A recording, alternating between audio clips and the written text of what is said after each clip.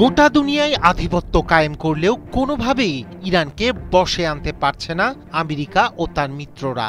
হুমকি ধামকিতে কাজ না হওয়ায় এখন তারা দিচ্ছে নানা প্রলোভন। তবে শত প্রলোভনেও মাথা নত করছে না মধ্যপ্রাচ্যের ভ্যানগার্ড ইরান। এরই ধারাবাহিকতায় ইসরায়েলের সঙ্গে সম্পর্ক স্বাভাবিক করতে ট্রাম্পের প্রস্তাব উড়িয়ে দিয়েছে ইসলামী বিপ্লবের ইরান। ইসরায়েলের সঙ্গে কোনো পরিস্থিতিতেই ইরান সম্পর্ক স্বাভাবিক করবে না বলে জানিয়েছেন দেশটির পররাষ্ট্রমন্ত্রী আব্বাস আরাকচি।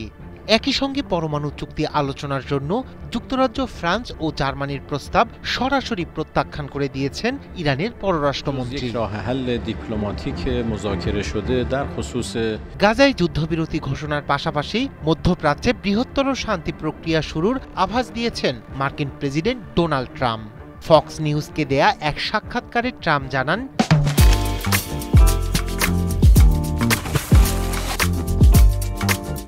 মধ্যপ্রাচ্যে নতুন এক ইতিহাস তৈরি হবে, ইরানও এর অংশ হবে।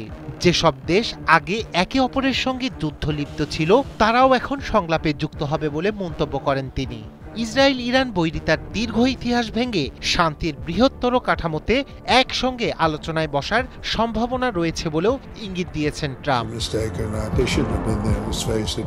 তবে মার্কিন প্রেসিডেন্টের এমন পরিকল্পনাকে অবাস্তব বলে প্রত্যাখ্যান করেছেন ইরানের পররাষ্ট্রমন্ত্রী আব্বাস আরাকচি। শনিবার তিনি জানান, ইরান কখনো এমন একটি দখলদার রাষ্ট্রকে স্বীকৃতি দেবে না যারা শিশু হত্যার মতো জঘন্য অপকর্মে লিপ্ত থাকার পাশাপাশি গণহত্যা চালিয়েছে। গাজায় যুদ্ধবিরতি নিয়ে ইসরায়েলের দৃঢ়তা নিয়েও সন্দেহ প্রকাশ করেছেন আরাকচি। এদিকে যুক্তরাষ্ট্র ও ইরানের সঙ্গে নতুন করে পরমাণু চুক্তি আলোচনা শুরুর আগ্রহ প্রকাশ করেছে যুক্তরাজ্য, ফ্রান্স ও জার্মানি। এক যৌথ বিবৃতিতে বলা হয়, ইউরোপ এমন এক সমঝোতায় পৌঁছাতে চায় যা স্থায়ী, যাচাইযোগ্য এবং নিশ্চিত করে যে ইরান কখনো পারমাণবিক অস্ত্র অর্জন করতে পারবে না। তবে এই প্রস্তাব সরাসরি প্রত্যাখ্যান করে দিয়েছেন ইরানের পররাষ্ট্রমন্ত্রী।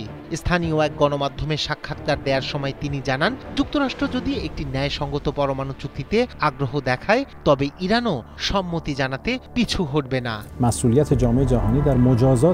আমেরিকার প্রস্তাবে রাজি না হওয়ায় খামেনি প্রশাসনের ওপর বিরক্ত ট্রাম্প। এরই মধ্যে ইরানের জ্বালানি রপ্তানি নেটওয়ার্ক ভেঙে দিতে বড় ধরনের পদক্ষেপ নিয়েছে আমেরিকা।